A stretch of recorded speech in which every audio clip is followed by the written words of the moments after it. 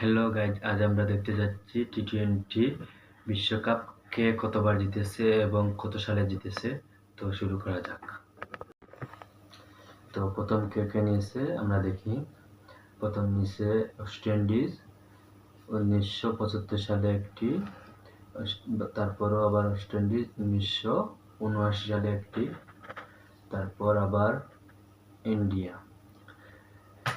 1983 সালে একটি ইন্ডিয়া নিয়েছে, তারপর আবার অস্ট্রেলিয়া 1987 সালে নিয়েছে অস্ট্রেলিয়া, তারপর পাকিস্তান 1992 সালে নিয়েছে পাকিস্তান, তারপর শ্রীলঙ্কা 1996 সালে নিয়েছে, তারপর অস্ট্রেলিয়া 1999 সালে নিয়েছে, তারপর আবার অস্ট্রেলিয়া 2003 সালে নিয়েছে, তারপর আবার অস্ট্রেলিয়া 2007 সালে নিয়েছে।